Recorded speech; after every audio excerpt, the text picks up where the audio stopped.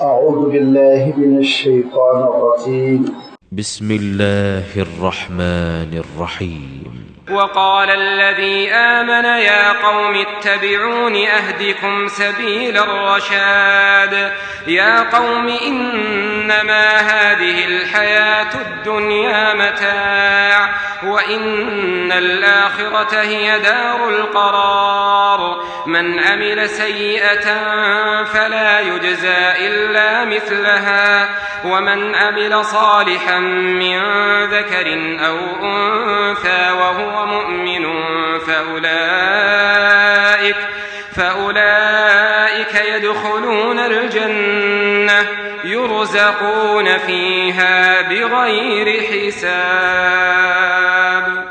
ويا قوم ما لي أدعوكم إلى النجاة وتدعونني إلى النار تدعونني لأكفر بالله وأشرك به ما ليس لي به علم وأنا أدعوكم إلى العزيز الغفار لا جرم أن ما تدعونني إليه ليس له دعوة في الدنيا ولا في الآخرة وأن مردنا إلى الله وأن المسرفين هم أصحاب النار فستذكرون ما أقول لكم وأفوض أمري إلى الله إن الله بصير بالعباد.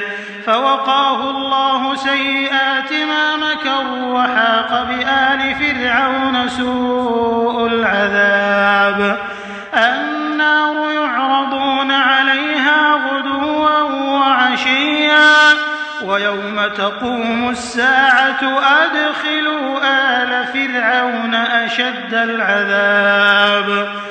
صدق الله العظيم. الحمد لله رب العالمين والصلاة والسلام على سيد المرسلين وعلى آله وأصحابه أجمعين اما بعد. سورۃ المؤمن کا یہ 5واں رکوع ہے جس کے لیے آپ کے سامنے تلاوت کی گئی. اس رکوع کی جملہ 12 آیتوں میں اللہ تعالیٰ نے حضرت موسیٰ علیہ السلام پر ایمان لانے والے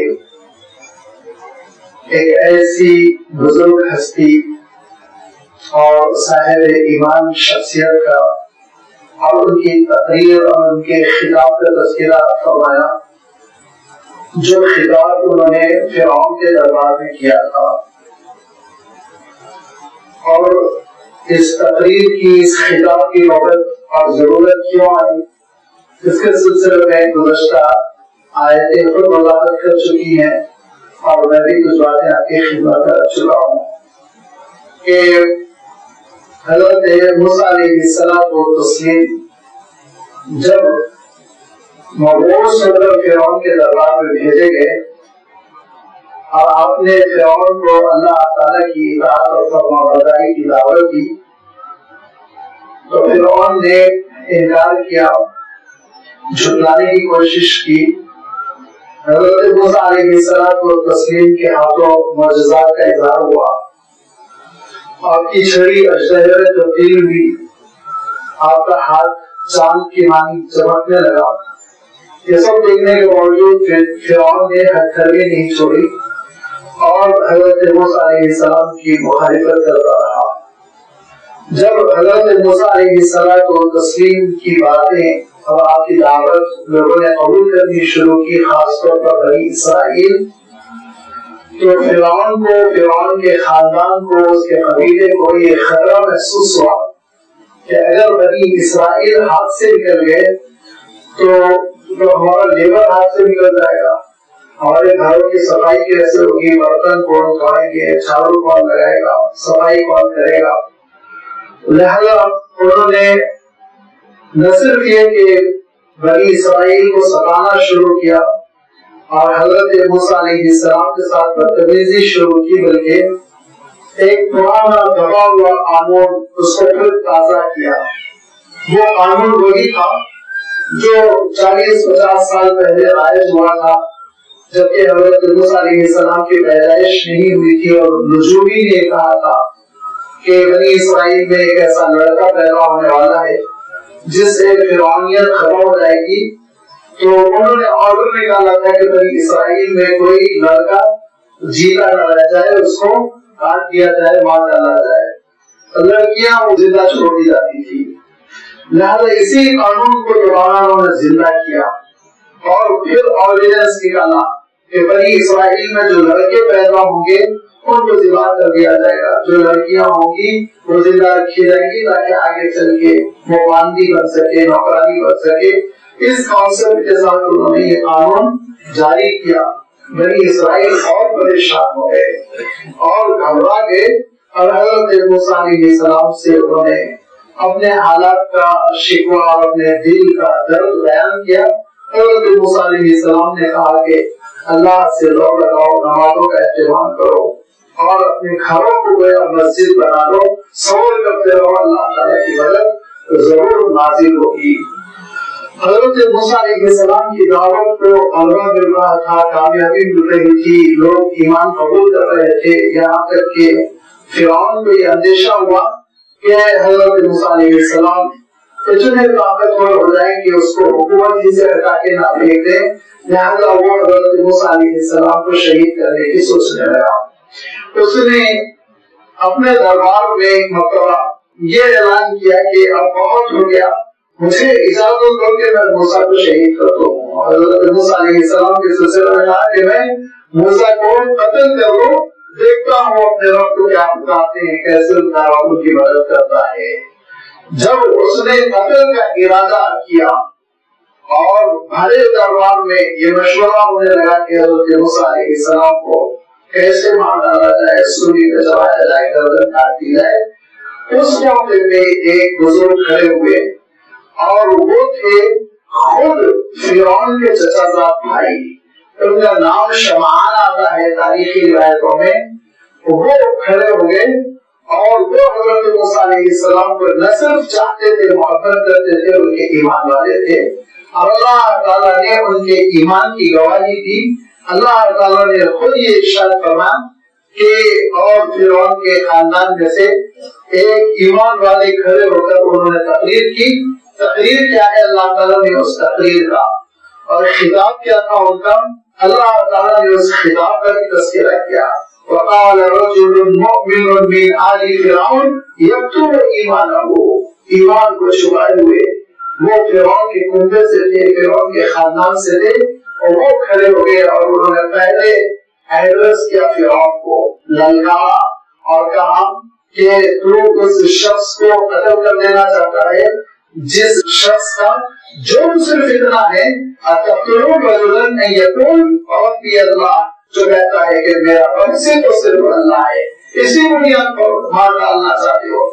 اور پھر بڑی معقول بات کی اور یہ کہا کہ دیکھو اگر وہ اللہ تعالیٰ کی جانب جھوٹ کی نسبت کر رہے ہیں, وہ اگر سچے رسول اور نبی نہیں, خود اللہ تعالیٰ ان کو سزا دے گا, تم کیوں کر رہے ہو.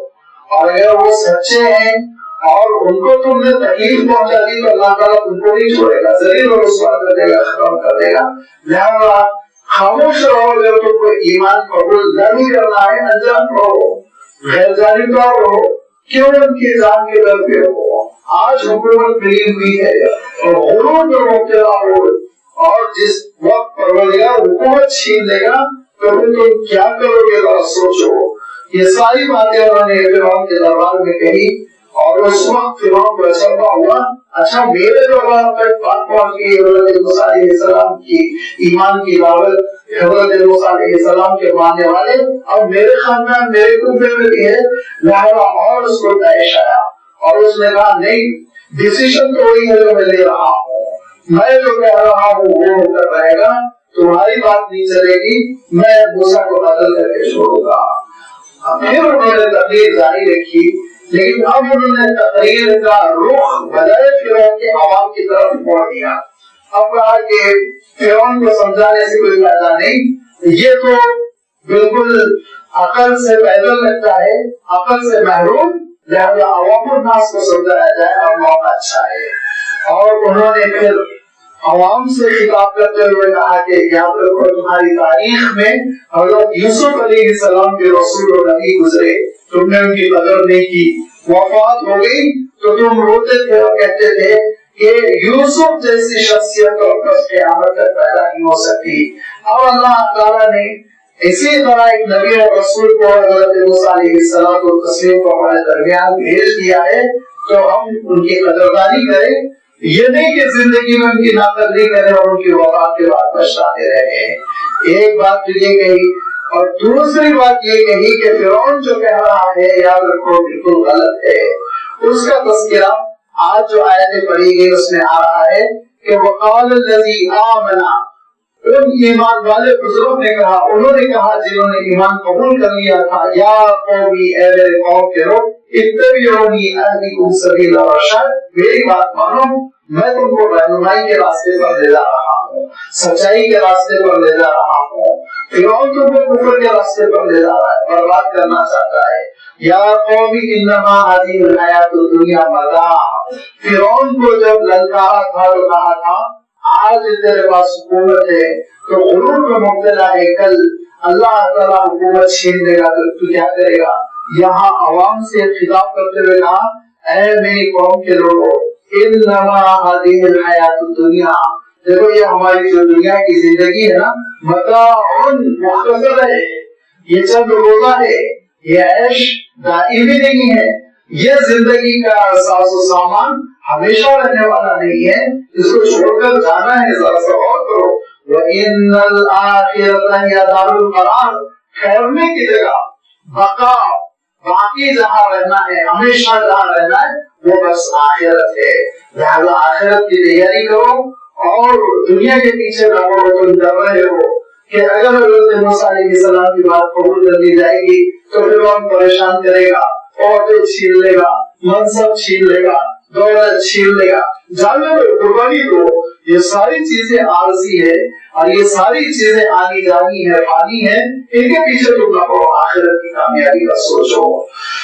آخرت میں کیا ہوگا؟ من عمل سیئۃ فلا یجزی الا مثلھا، جو بدی کے ساتھ، گناہ کے ساتھ اللہ کے دربار میں حاضر ہوگا، جس نے گناہ کیا ہوگا فلا یجزی الا مثلھا، تو اس کو اس گناہ کے برابر ضرور سزا ملے گی۔ ومن عمل صالحا من ذکر او انثی، اور چاہے مرد ہو یا عورت ہو، جس نے بھی نیکی پر عمل کیا ہوگا، ایک شرط کے ساتھ، وہ شرط کیا ہے؟ وَهُوَ مُؤْمِنٌ، حالت ایمان پہ، ایمان کے ساتھ اس نے اگر نیکی پر عمل کیا ہوگا تو پھر فَأُولَٰئِکَ يَدْخُلُونَ الْجَنَّةَ، وہی جنت میں داخل ہو سکے گا، یُرْزَقُونَ فِیہَا بِغَیرِ حساب، اور بغیر حساب کتاب کے اللہ تعالیٰ کا اجر، اللہ تعالیٰ کا ثواب، اس کی نعمتیں ملے گی۔ جن کے لیے اجر غیر ممنون کا بے شمار اجر تم کو ملے گا، تم اس کا اندازہ نہیں لگا سکتے۔ لیکن شرط کیا ہے؟ شرط یہ ہے من عمل صالحا، نیکیوں پر کاربند، اور نیکیاں غیلیت کم ہوگی، وہ مؤمن، جبکہ وہ ایمان والا ہوگا۔ اگر ایمان والا نہیں ہے تو اللہ تعالیٰ کے پاس نیکیوں کی کوئی اہمیت نہیں ہے۔ نیکیوں کا انبار ہو لیکن ایمان نہیں ہے تو اللہ تعالیٰ کے پاس نیکیوں کی کوئی قدر و قیمت نہیں۔ دنیا میں ہو سکتا اللہ تعالیٰ کچھ دے دلا کے چھٹی کر دیں، لیکن آخرت میں کوئی اجر نہیں ملے گا۔ آخرت کے اجر کے لیے اولین شرط ایمان۔ جہاں جہاں اللہ تعالیٰ نے تذکرہ کیا ہے نیک کام کا اور اعمال صالحہ کا، اچھی باتوں کا، وہاں وہاں اللہ تعالیٰ نے شرط لگا دی ایمان کی۔ اگر ایمان نہیں ہے تو اللہ تعالیٰ کے پاس نیکیوں کی اہمیت نہیں ہوتی ہے۔ اسی لیے فرمایا وَمَنْ عَمِلَ صَالِحًا مِنْ ذَكَرٍ أَوْ أُنثىٰ وَهُوَ مُؤْمِنٌ، ایمان کی شرط کے ساتھ۔ بغیر ایمان اگر نیکی کر رہے ہو تو ہو سکتا حالات سے متاثر ہو کر رہے ہو سکتا کہ اندر کوئی ڈر خوف پیدا ہو گیا کسی بیماری سے، کسی مصیبت سے، اسی لیے کوئی نیکی کر رہے ہو۔ لہذا اگر ایمان نہیں ہے تو اللہ کو خوش کرنے کا جذبہ نہیں ہے. جب اللہ تعالیٰ کو خوش کرنے کا جذبہ نہیں ہے تو وہ نیکی نہیں ہے. اللہ تعالیٰ کی نگاہوں میں عام سا ایک عمل ہے. لہذا اس سے صاف پتہ چلتا ہے کہ کفر کے ساتھ جو نیکیاں ہوتی ہیں ان نیکیوں کی کوئی حیثیت نہیں ہے. نیکیوں کی حیثیت اس وقت ہے جبکہ وہ ایمان کے ساتھ ہو. اور اس کو میں اکثر اوکیشنل بڑی آسان مثال کے ساتھ بات سمجھاتا ہوں کہ اگر کوئی اسٹوڈنٹ وہ بہت پابندی سے پوری وقت کی پابندی کرتے ہوئے ایک منٹ کی بارش اور سردی میں گرمی میں کلاس میں آتا ہے, ہوم ورک بھی کرتا ہے اور وہ ساری وہ ڈیوٹیز ادا کرتا ہے جو اسکول کی طرف سے لازم, لیکن اس کا رجسٹریشن ہی نہیں ہے, وہ ایڈمیشن ہی نہیں لیا ہوا ہے, تو لازمی بات ہے جب امتحان کا وقت آئے گا تو اس کو حال میں نہیں گھسنے دیا جائے گا. حال میں گھسنے کے لیے تو شرط ہے کہ آپ رجسٹر ہو, آپ رجسٹر طالب علم ہو تبھی آپ حال میں گھس سکتے. بالکل یہی کیفیت ہے کہ ایمان سے ہم کو ایک ویلیڈیٹی ملتی ہے, اہمیت ملتی ہے. ایمان ہونے کے بعد نیکی وہ نیکی ہے, ایمان کے بغیر نیکی نہیں ہے. بڑی خیرات کرو, بڑا خرچہ کر لو, جو چاہے وہ کر لو, لیکن ایمان نہیں ہے تو کچھ بھی نہیں ہے. اور اگر ایمان ہے تو چھوٹی موٹی نیکیاں بھی بہت کام آتی ہیں, چھوٹی موٹی نیکیوں کا بھی بڑا وزن ہو جاتا ہے. اللہ تعالیٰ نے صاف ارشاد فرمایا کہ وَمَنْ عَمِلَ صَالِحًا مِنْ ذَكَرٍ أَوْ أُنثَىٰ وَهُوَ مُؤْمِنٌ فَأُولَٰئِكَ يَدْخُلُونَ الْجَنَّةَ, وہی لوگ جنت میں داخل ہوں گے. يُرْزَقُونَ فِيهَا, ان کو بخششیں ہوں گی, دیا جائے گا, اور ان پر عنایتیں ہوں گی اللہ تعالیٰ کی, عطا فرمائے گا اللہ تعالیٰ اجر بغیر حساب, بغیر حساب کتاب کے بے پناہ اجر ملے گا جس کا بندہ اس دنیا میں حساب بھی نہیں لگا سکتا. ہو یا قوم مالی ادعوکم الی النجات, اور اے میری قوم کے لوگوں کہ یہ کیا ماجرا ہے, میں تم کو کامیابی کی طرف, نجات کی طرف بلا رہا ہوں, جہنم کی آگ سے نجات کی طرف میں تم کو بلا رہا ہوں. وَتَدْعُونَنِي إِلَى النَّارِ, اور تم مجھے آگ کی طرف بلا رہے ہو. یہ کہہ رہے ہو کہ پرانے مذہب کو نہ چھوڑو, یہ کہہ رہے ہو کہ پرانے معتبر کی کلچر کو نہ چھوڑو, یہ کہہ رہے ہو کہ اپنے جھوٹے معبودان باطل کی مدد کرتے رہو, اس پہ جمے رہو. یہ تو ہماری دعوت کیسی ہے کہ تم آگ کی طرف مجھے بلا رہے ہو, میں تم کو جنت کی طرف بلا رہا ہوں, نجات کی طرف بلا رہا ہوں. تدعوننی, تم مجھے بلا رہے ہو لیکفر باللہ, کہ اللہ کے ساتھ میں کفر کروں, واشرک بہ, اور اس کی ذات میں اور اس کی صفات میں اس کے ساتھ میں شریک قرار دو ان چیزوں کو ما لیس لی علم, جن کے بارے میں مجھے خود کوئی علم نہیں ہے. جو شرک کرتے ہیں اور جن چیزوں کو شریک قرار دے رہے ہیں, وہ جن کو نعوذ باللہ اللہ تعالیٰ کا پارٹنر سمجھتے ہیں, اللہ تعالیٰ کا شریک سمجھتے ہیں, ان کا عالم یہ کہ ان شرکا کے بارے میں نیل ذرہ برابر ان کو معلوم نہیں. ان کو نہیں معلوم یہ پیدا بھی ہوئے تھے کہ نہیں ہوئے تھے, ان کو نہیں معلوم یہ کب پیدا ہوئے کب مرے, ان کو نہیں معلوم یہ کہاں پیدا ہوئے کہاں مرے, کسی قسم کی کوئی معلومات نہیں. فرضی جس کو اللہ تعالیٰ نے صاحب ارشاد فرمایا ان هي الا اسماء سميتموها انتم وآباؤكم ما نزل الله بها من سلطان, نام رکھ چھوڑے کچھ نام ہے, اور ان ناموں کو پھر انہوں نے ان ناموں کو ایک کانسیپٹ دے دیا, ایک جسم دے دیا, ایک تصویر دے دی, لگے ان کو پوجنے, لگے ان کو خوش کرنے. اس سے ذرا کی کوئی حقیقت نہیں, تاریخ میں بھی کوئی حقیقت نہیں ہے, اور لاجک میں بھی کوئی حقیقت نہیں ہے, اور مذاہب کے صحیفے میں ان کا کہیں کوئی تذکرہ نہیں ہے. لیکن یہ ساری چیزوں کو لوگ گڑھ لیتے ہیں اور اس کے بعد نعوذ باللہ اللہ تعالیٰ کے ساتھ شریک کر لیتے ہیں. لہذا ارشاد فرمایا کہ اشرک بہ ما لیس لی بہ علم, جس چیز کا مجھے کوئی علم نہیں میں اس کو اللہ تعالیٰ کے ساتھ کیسے شریک کر دوں. کہتے ہیں مصر میں اس زمانے میں عجیب و غریب قسم کا شرک تھا, عجیب و غریب قسم کا شرک تھا کہ وہ سورج کو بھی دیوتا مانتے تھے, وہ گائے کو بھی دیوتا مانتے تھے, گائے کی بھی پوجا کیا کرتے تھے, وہ شیر کو بھی دیوتا مانتے تھے, اس کی بھی پوجا کرتے تھے, اور شیر اور فرعون کو ملا کر ابو الہول کا ایک مجسمہ بناتے تھے, اور اس میں آج تک ایک مجسمہ باقی ہے. اگر آپ احرام جیزہ دیکھنے جائیں گے تو ہی قریب میں آپ کو واکنگ ڈسٹینس پہ آپ کو ایک بڑی سی مورتی ملے گی کہ اس کا جسم شیر کا ہے, چہرہ انسان کا ہے, وہ یہ سمجھتے تھے یہ ہے سب سے بڑا عہدہ جو زندگی دیتا ہے موت دیتا ہے. لہذا سوچیے یہ ساری دیوانائی کہانیوں کے پیچھے کوئی حقیقت نہیں, بکواس ہے, نہ کوئی تاریخ ہے, نہ کوئی سائنس ہے, نہ کوئی کسی مذہب کی کوئی دلیل. لہذا انہوں نے, ان بزرگ نے جن کا نام شمان ہوگا یا کوئی اور نام ہوگا, انہوں نے یہ خطاب کرتے ہوئے کہا تھا میں تو دعوت دے رہا ہوں جنت کی طرف, میں تو دعوت دے رہا ہوں توحید کی طرف, میں تو دعوت دے رہا ہوں حق کی طرف, سچائی کی طرف.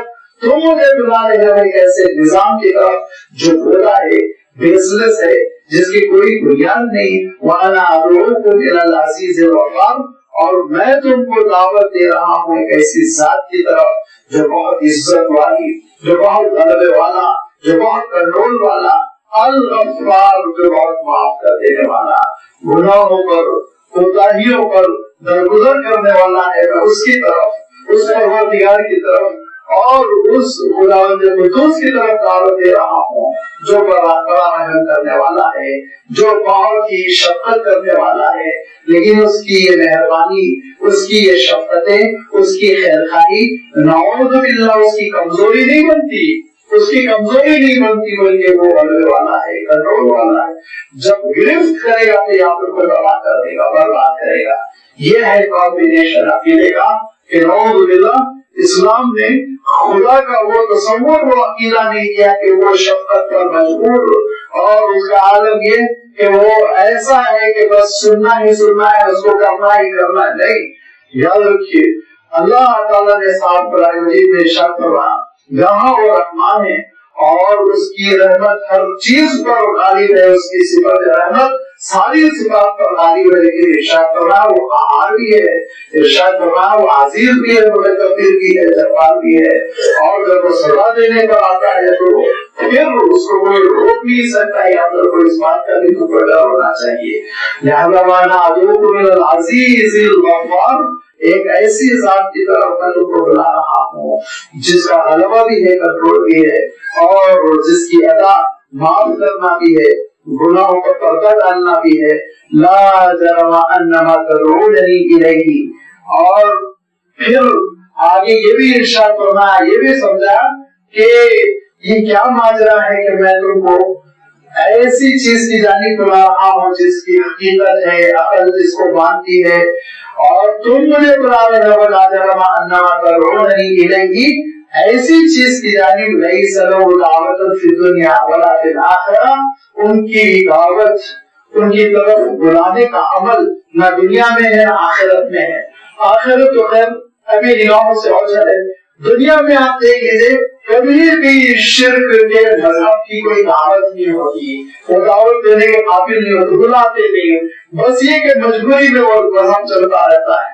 گھرانوں سے, خاندانوں سے, نسلوں سے وہ مذہب چلتا ہے. ان کے پاس دعوت دینے کا کوئی نہ مواد ہے نہ ہمت ہے, مٹیریل بھی نہیں ہے کہ اس چیز کی دعوت دیں گے, ہمت بھی نہیں ہے کہ ہم وہ دکھائیں گے. لہٰذا یہ ہمیشہ ڈیفینس کرتے رہتے ہیں, اپنے مذہب کو بچانے کی کوشش کرتے رہتے ہیں, اور اسی حقیقت کو واضح کر دیا اللہ جرم انما تدعوننی الیہ لیس لہ دعوت فی الدنیا, جن کی کوئی دنیا میں دعوت نہیں ہے, کوئی نظریہ نہیں ہے, کوئی عقیدہ نہیں ہے جس کی جانب کو بلا سکے, کوئی ایسی مضبوط بنیادیں نہیں ہے جس پر ان کے دین کی عمارت قائم ہو سکے. بے حقیقت سی چیزیں, کلچر ہے, رواج ہے اور عادتیں ہیں جس کے وہ پابند ہوا کرتے ہیں. اور ولا فی الآخرہ, اور آخرت میں تو کوئی حقیقت ہی نہیں رہ جائے گی. آخرت میں تو بس ایک ہی اللہ کی طرف پکار ہوگی اور سارے بندوں کو میدان حشر میں ادھر ہی دوڑنا ہوگا. وَأَنَّا مَرَدْنَا إِلَى اللَّهِ, اور ہم سب کو لوٹ کر جانا ہے اللہ ہی کی جانب. اور یاد رکھو ان المسرفین هم اصحاب النار, جو حد سے آگے بڑھنے والے ہیں وہی جہنم میں جانے والے ہیں, وہی آگ میں ڈال دیے جائیں گے. لہذا حد سے آگے نہ بڑھو, حدود میں رہو. یہ سمجھاتے رہے اور تقریر فرماتے رہے, اور ان کا خطاب مؤثر تھا اور لوگ متاثر ہو رہے تھے. تو پھر انہوں نے ایک بات کہی, بالکل آخری بات, لوہا جب گرم ہو گیا تب گیا تو ایک فائنل بات مار دی, فَسَتَذْكُرُونَ مَا أَقُولُ لَكُمْ وَأُفَوِّضُ أَمْرِي إِلَى اللَّهِ. याद करोगे मैंने तुमसे क्या कहा था, रहा मेरा मामला तो मैं अल्लाह के हवाले अपने आप को कर रहा हूँ। जो मुझे धमकी दी जा रही है तेरा ओहदा छीन लिया जाएगा, जो मुझे धमकी दी जा रही है तेरी दौलत छीन ली जाएगी, तेरे घर पे रेल होगा, तुझे कत्ल कर दिया जाएगा, तुझे जेल में डाल दिया जाएगा, मैं किसी चीज से नहीं डरता। मैं अपने आप को अपने मौला, अपने रब, अपने परवरदिगार के सुपुर्द करता। उसकी राह में अगर मैं शहीद हो जाऊं कोई हर्ज नहीं, उसके रास्ते में मेरे पराखचे हो जाए कोई हर्ज नहीं, मैं अपने आप को अल्लाह ताला के हाथों देता हूँ, उसके हवाले करता हूँ। एक वो अपने बंदों की खबरगिरी के लिए काफी है, वो देख रहा है बंदों के साथ क्या हो रहा है, लिहाजा मुझे कोई फिक्र नहीं, मैं अपने आप को अल्लाह के सुपुर्द करता हूँ। ये सुपुर्दगी का जो जज्बा होता है ये एक एहतमाम पैदा कर देता है और ये एक यकीन की कैफियत भी पैदा कर देता है, जिसके साथ साथ अल्लाह की मदद और नुसरत और अल्लाह ताला की जानिब से हिमायत भी मिल जाती है बंदे को। लिहाजा उन बुजुर्गों ने अपनी बात पूरी कर दी और फिर उसके बाद से अब फिरौन ने कहा सबसे पहले तो इनकी खबर लो, इनका काम तमाम कर लो और हमें छीन लो, इनके जायदाद जब्त कर लो इनकी और इनको बांध डालो ले जाके मैदान में।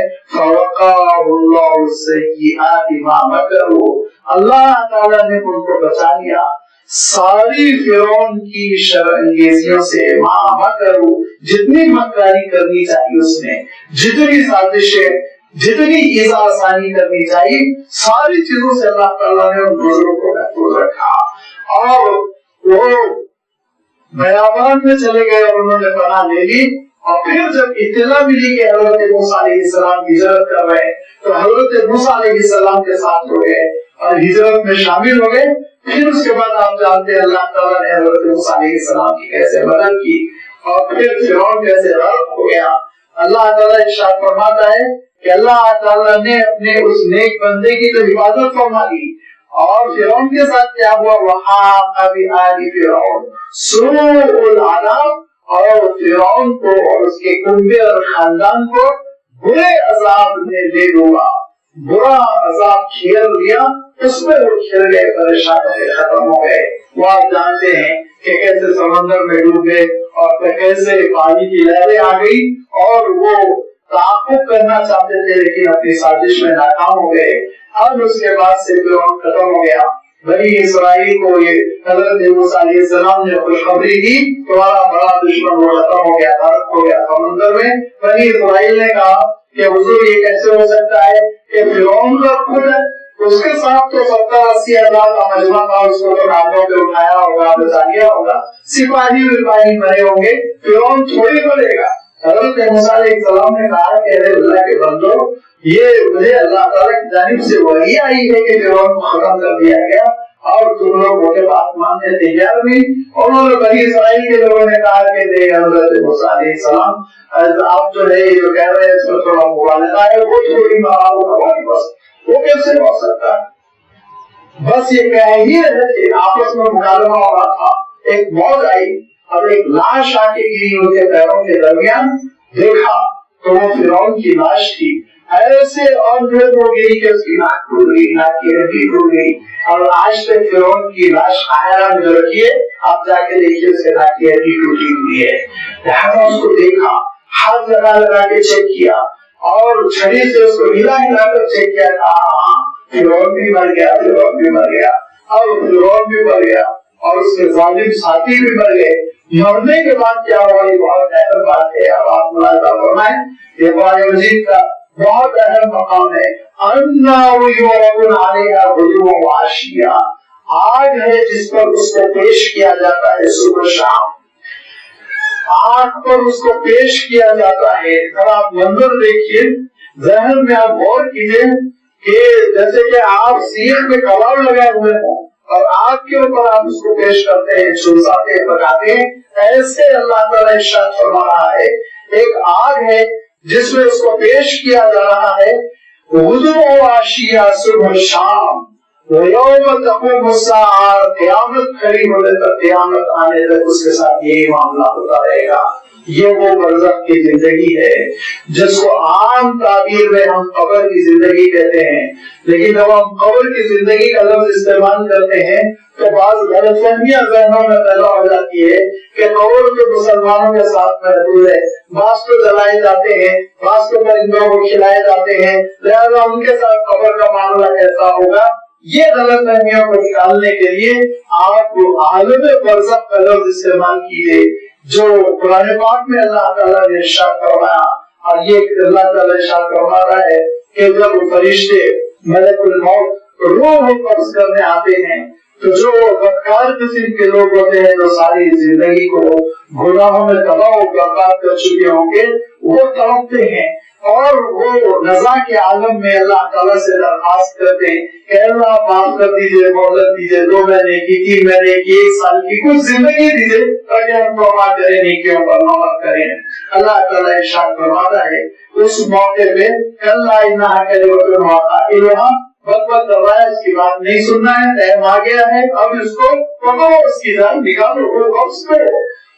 من ورائہم برزخ الی یوم یبعثون، اب یہ برزخ کی زندگی گزارے گا، اب اس کے بعد سے برزخ ہے، کب تک؟ الی یوم یبعثون، قیامت تک کے لیے برزخ ہے۔ یہ برزخ کی زندگی لازمی بات ہے جب مسلمان کے ساتھ ہوتی ہے تو عالم قبر کہلاتا ہے، قبر کی زندگی کہلاتی ہے، اور سارے لوگوں کے ساتھ اس کا برزخ کا معاملہ ہے۔ یاد رکھیے کہ جیسے ہی دنیا بدل گئی، ایک بچہ ماں کے پیٹ میں ہوتا ہے تو اس کو غذا کہاں سے مل رہی؟ آپ کو معلوم ہونا چاہیے، اس کو غذا ایک نالی سے خون کی شکل میں سپلائی ہو رہی، اس کو آکسیجن کہاں سے مل رہی؟ اس کو آکسیجن ماں کے آکسیجن سے مل رہی، لیکن جس لمحے دنیا میں آ گیا اب اس کو غذا منہ سے دینا ہے، جس لمحے دنیا میں آ گیا اب اس کو ناک سے سانس لینی ہے، جس لمحے وہ دنیا میں آ گیا اب اس کو پورے ہاتھ پیر پھیلا کے زندگی بسر کرنی ہے، فوراً اس کا حکم بدل گیا، آرڈر بدل گیا، اس کی ضروریات بدل گئی۔ ایسے ہی جیسے ہی بندے کی روح قبض ہوتی ہے، اس دنیا سے رخصت ہوا، قبر میں پہنچا کے احکام بدل گئے، احکام بدل گئے، اب نئی زندگی ہے۔ اب تک دنیا کی زندگی میں جسم یہ مین تھا اور روح وہ چھپی ہوئی تھی، اب جیسے ہی برزخ کی زندگی شروع ہوئی جسم فالوور ہو گیا، اہمیت کر گئی اس کی، اور روح مین ہو گئی، روح کے ساتھ تمام معاملات ہو گئے۔ لہذا برزخ کی زندگی کو سمجھنا ہو تو بعض بزرگوں نے مثال دی کہ خواب کو ذرا سمجھو کہ خواب میں کیا محسوس ہوتا ہے، کوئی آپ کو مار رہا ہے، پیٹ رہا ہے، درد بھی ہو رہا ہے، بھاگنا بھی چاہ رہے ہیں، یہ بھی ہو رہا ہے، وہ بھی ہو رہا ہے، حالانکہ بستر میں آپ آرام سے سو رہے ہیں۔ تو فرمایا بالکل ایسے ہی شاید اللہ تعالیٰ نے خواب رکھا ہی اس لیے کہ ہم برزخ کی زندگی کو سمجھ سکیں کہ قبر میں میت کا جسم تو پڑا ہوا ہے لیکن روح پٹ رہی ہے اور روح تڑپائی جا رہی ہے، سزا دی جا رہی ہے، اس کا احساس بندے کو نہیں ہوتا۔ ہاں کبھی کبھی ایسا ہوتا ہے کہ اس روح کا اثر جسم پہ بھی پڑ جاتا ہے، لیکن اکثر و بیشتر جسم پہ اثر نہیں پڑتا بلکہ اصل روح ہو جاتی ہے اور جسم زندگی ہو جاتا ہے۔ دنیا میں جسم اصل ہے، روح چھپی ہوئی ہے، اس کا بالکل برعکس معاملہ ہو جاتا ہے قبر میں۔ لہٰذا قبر میں جانے کے بعد ایک سلسلہ شروع ہو جاتا ہے، اور آج کل عالم یہ ہے، اور آج کل کہنا بھی نہیں چاہیے، یہ پرانے زمانے کے لوگ تھے معتزلہ، جب ایرانی یہ اسلام قبول کرنے لگے، جن کو عربی نہیں آتی تھی تو قرآن پاک نہیں سمجھ پاتے تھے، احادیث نہیں سمجھ پاتے تھے، تو وہ اپنے پرانی چیزوں کو لے کر نئے نئے فلسفے گھڑتے رہتے تھے، اور اسی میں عذاب قبر کا انکار کرنے والے کچھ بن گئے، اور وہ آج تک ان کے برادری کے لوگ ہیں جو عذاب قبر کے سلسلے میں مشکوک قسم کی باتیں کرتے رہتے ہیں۔ تو یہ عرض کر رہا تھا کہ ایک صاحب نے بڑے عجیب و غریب انداز میں کہا، انہوں نے کہا کہ اللہ تعالیٰ قیامت کے لیے فیصلہ فرمائے گا، نیکیوں کا جائزہ لیا جائے گا، گناہوں کا جائزہ لیا جائے گا، نام اعمال چیک ہوگا، گواہیاں ہوں گی، پھر فیصلہ ہوگا۔ تو جب تک کہ کورٹ میں سزا نہ ہو تو اس وقت تک وہ مجرم نہیں سمجھا جاتا، سزا نہیں دی جاتی۔ تو یہ کیسے ہو سکتا ہے کہ میدان حشر سے پہلے اور قیامت کے فیصلے سے پہلے سزا دی جائے؟ اب ان کو علمی دلائل دینا اور قرآن و حدیث سے سمجھانا بہت مشکل تھا، تو میں نے کہا ان کا دماغ موٹا ہے، دلیل موٹی ہو. میں نے کہا عدالت میں، کورٹ میں ڈیسیشن ہونے سے پہلے، جیل میں جانے سے پہلے اور جیل کی سزا بھگتنے سے پہلے جو پولیس ناکے میں آؤ بھگت کرتی ہے وہی عذاب قبر ہے، وہی عذاب قبر ہے کہ پہلے ہی ضیافت مل جاتی ہے، پہلے ہی پتا چلے. یہی اللہ کے رسول صلی اللہ علیہ وسلم نے بیان فرمایا. کیا فرمایا اللہ کے رسول صلی اللہ علیہ وسلم نے؟ آپ صلی اللہ علیہ وسلم نے عالم برزخ کی جو تشریح کی، اللہ کے رسول صلی اللہ علیہ وسلم نے قبر کی زندگی پہ جو روشنی ڈالی، اس کے سلسلے میں ارشاد فرمایا کہ دیکھو ایک بندے کو تم دفنا کر واپس ابھی نہیں ہو پاتے، اور ابھی اتنی دور بھی نہیں گئے لوگ کہ اس کے پاؤں کی آہٹ بھی مردہ ابھی سن رہا ہے. ابھی اتنی مسافت، اتنے فاصلے ہیں کہ فرشتوں کا ضرور ہوتا ہے، سوال جواب کا معاملہ ہوتا ہے، اور کامیاب بندے کو، نیک بندے کو یہ بتا دیا جاتا ہے کہ یہ دیکھو یہ تمہارا جنت آخری ٹھکانہ ہونے والی ہے. اور اس کو یہ بتا دیا جاتا ہے دیکھو جو ناکام ہوتا ہے اور جو گناہوں میں زندگی بسر کرتا ہے اس کو بتا دیا جاتا ہے دیکھو یہ جہنم یہ تمہارا ٹھکانہ بننے والی ہے. گویا کہ عذاب قبر جو ہے وہ اصل آخرت کے عذاب کی ایک تمہید ہے.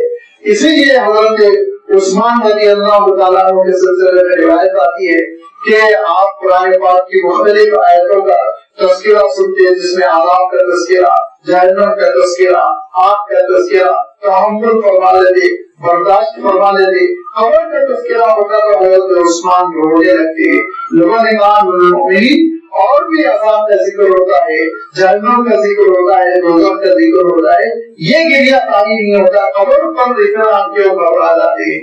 تو حضرت عثمان رضی اللہ تعالیٰ عنہ نے فرمایا تھا کہ میں نے اللہ کے رسول صلی اللہ علیہ وسلم سے یہ سنا تھا کہ قبر آخرت کی پہلی منزل ہے، آخرت کی پہلی سیڑھی ہے.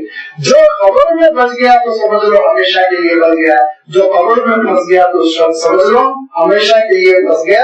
اسی لیے میں قبر کا تذکرہ سنتا ہوں تو گھبراہٹ پیدا ہوتی. یہ انٹروڈکشن ہے، آخرت کا آغاز، آخرت کی پہلی منزل قبر ہے. یہاں سے پھر بندے کی آخرت شروع ہو گئی. لہذا یہ قبر کی زندگی کے سلسلے میں، عذاب قبر کے سلسلے میں بہت انسان کو محتاط کرنا چاہیے. اکثر و بیشتر ذہنوں میں لوگوں کی غلط فہمی ہے کہ میدان حشر میں شفاعت کبریٰ ہوگی، ایمان کی بنیاد پر بچا لیا جائے گا، اور انشاءاللہ ہوگی. کون مسلمان ہے جو اس کا انکار کر سکتا؟ لیکن اس سے پہلے کے جو مرحلے ہیں ان مرحلوں کا بھی عالم یہ ہے کہ بہت سخت ہے، تکلیف دہ ہے. لہذا انسان کو ان مرحلوں کی تیاری کرنی چاہیے. اللہ کے رسول صلی اللہ علیہ وسلم کے سلسلے میں حضرت عائشہ فرماتی ہے کہ ایک مرتبہ ایک یہودی عورت میرے پاس آئی اور اس کو کچھ طرح کھانے پینے کی چیزیں، کوئی چیز میں نے اس کو خیرات کر دی تھی تو اس نے مجھ سے کہا وقات اللہ وعذاب القبر، اللہ تجھ کو عذاب قبر سے بچا لے. اب ذہن میں رہنا چاہیے حضرت عائشہ رضی اللہ تعالیٰ عنہ وہ حضور اکرم صلی اللہ علیہ وسلم کے نکاح میں بڑی کمزوری میں آئی تھی. لہذا بہت بڑا ایجڈ سمجھدار قسم کی خاتون تھی، وہ کم عمر سی تھی. تو حضرت عائشہ نے حضور اکرم صلی اللہ علیہ وسلم سے پوچھا کہ اے اللہ کے رسول کیا قبر میں بھی عذاب ہوگا؟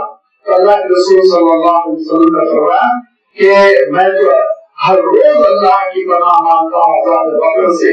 اس کے بعد حضرت عائشہ کہتی ہے میں کان لگا کے سنتی تھی، کوئی نماز اللہ کے رسول صلی اللہ علیہ وسلم کی ایسی نہیں ہوتی تھی جس میں اللہ کے رسول صلی اللہ علیہ وسلم عذاب قبر سے پناہ نہ مانگ رہے ہوں. اللہ کے رسول صلی اللہ علیہ وسلم عذاب قبر سے پناہ مانگتے تھے. آپ سوچیے اللہ کے رسول صلی اللہ علیہ وسلم کے ساتھ یہ معاملہ تھا ہی نہیں، لیکن امت کی تربیت کے لیے، توجہ دلانے کے لیے ایک واقعہ تو ایسا ہے، ایسا عجیب و غریب واقعہ ہے کہ جب کبھی وہ واقعہ پر پڑھتا اور روٹے کھڑے ہو جاتے. بہت عجیب و غریب واقعہ حضرت سعد بن معاذ رضی اللہ تعالیٰ عنہ کے ساتھ ہوا، جو مدینہ منورہ کے سرداروں میں سے تھے اور بڑے نیک. آپ کا عالم یہ تھا کہ جب آپ نے اسلام قبول کیا تو اپنے خاندان والوں سے کہا، ابھی ہجرت بھی نہیں ہوئی تھی، اللہ کے رسول صلی اللہ علیہ وسلم مدینہ منورہ تشریف بھی نہیں لائے تھے، اس سے پہلے اسلام قبول کرنے کے بعد آپ نے پورے اپنے قبیلے کو جمع کیا اور کہا کہ میں تمہارے درمیان کیا حیثیت رکھتا ہوں، میرا مقام کیا ہے؟ کہا آپ نیک، دیندار، امانت دار، ہم میں سب سے اچھے، بااخلاق، باکردار. تو کہا جب اتنی میری تعریف کر رہے ہو تو کان کھول کر سن لو، میں نے اسلام قبول کر لیا اور جو مسلمان ہونا چاہتا ہے وہ میرے ساتھ رہے گا، میرے خاندان کا فرد۔ جو اسلام نہیں قبول کرے گا اس کا تعلق میرے قبیلے اور خاندان سے نہیں۔ پورا قبیلہ بیک وقت اسلام قبول کیا، اتنے باقیدار۔ اور پھر جب اسلام قبول کیا تو اللہ کے رسول صلی اللہ علیہ وسلم کی خدمت میں غزوہ بدر میں آپ نے حصہ لیا، غزوہ احد میں آپ نے حصہ لیا۔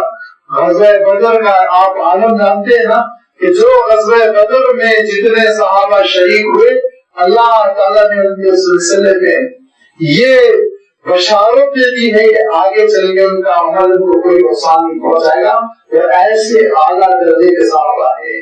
لہٰذا یہ بدری بھی ہیں، احد میں بھی حصہ لیا۔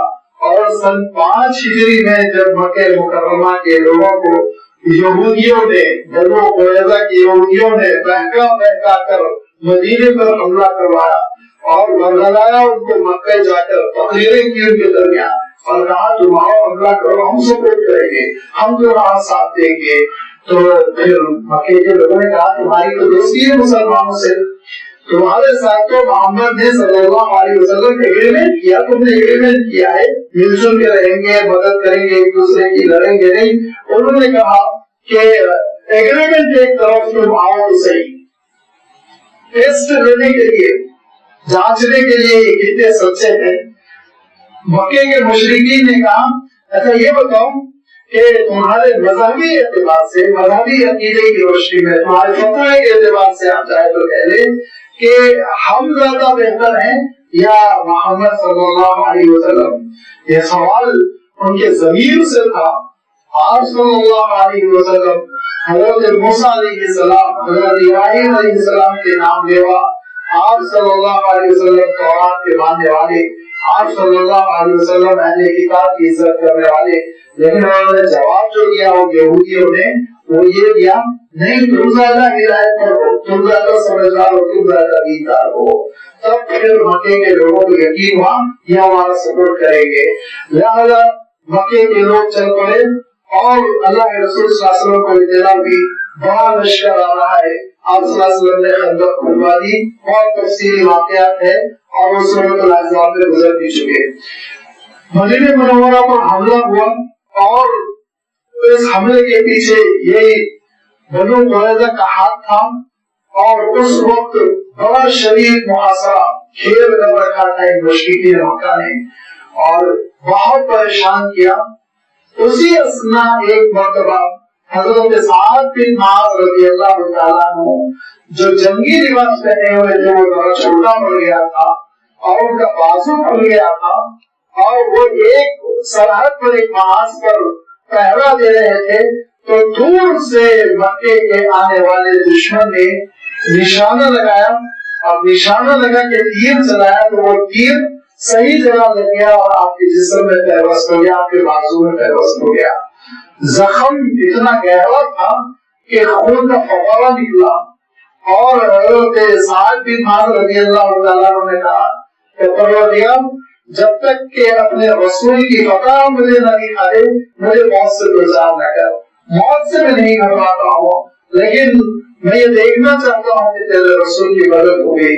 حضور اکرم صلی اللہ علیہ وسلم نے فوراً حکم دیا کہ مسجد نبوی میں خیمہ لگایا جائے، پردہ باندھا جائے اور اس کو ہاسپٹل میں کلینک میں تبدیل کر دیا جائے، تیمارداری کے لیے لوگوں کو لگا دیا اور اس کے بعد سے پٹی ہوئی اور اس زمانے میں خون روکنے کی جو شکلیں تھی وہ ساری شکلیں اپنائی گئی، یہاں تک کہ اللہ تعالیٰ کی مدد نازل ہوئی۔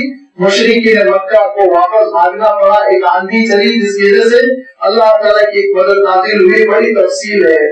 جب یہ جنگ ختم ہو گئی، یہ محاصرہ ختم ہو گیا اور صحابہ اطمینان کی سانس لینے کے لیے جنگی لباس اتارنے لگے تو حضرت جبرائیل نے کہا کہ اللہ تعالیٰ کا حکم ہے کہ فوراً بنو قریظہ کے قلعے کا محاصرہ کر کے ان کی چھٹی کر دی جائے۔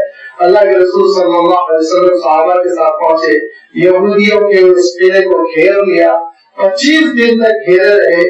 جب یہودیوں کو یقین ہو گیا کہ یہ چھوڑنے والے نہیں ہیں، اور اب ہم کو اپنے کیے کی سزا ملنے والی ہے، تو ایک چالاکی کی تدبیر اپنائی کہ حضرت سعد بن معاذ رضی اللہ تعالیٰ عنہ چکے اسلام آنے سے پہلے یہودیوں سے بڑی دوستی تھی، بڑا دوستانہ تھا دونوں قبیلوں کا، لہذا انہوں نے کہا کہ آپ سعد کو جج بنا دیجئے اور وہ جو فیصلہ کریں گے ہم مان لیں گے۔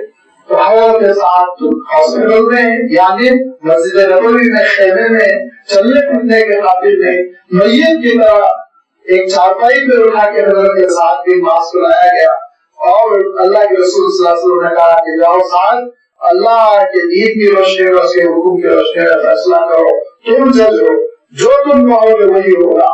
حضرت سعد رضی اللہ تعالیٰ عنہ اسی عدالت کے حالت میں خون بہتا جا رہا ہے اور اس کو کپڑے باندھ کر پٹیاں باندھ کے خون کو روکا جا رہا ہے، قلعے میں تشریف لے گئے اور پوچھا کہ تم نے کیوں بھیجا تھا اپنے نمائندے کو مکہ مکرمہ، کیوں تم نے دعوت دی تھی، کیوں تم نے ان سے وعدہ کیا تھا ہم سپورٹ کریں گے، مسلمانوں کے ساتھ تم نے کیوں بے ایمانی کی، غداری کیوں کی، اللہ کے رسول سے جو ایگریمنٹ ہوا تھا اس کو کیوں توڑا؟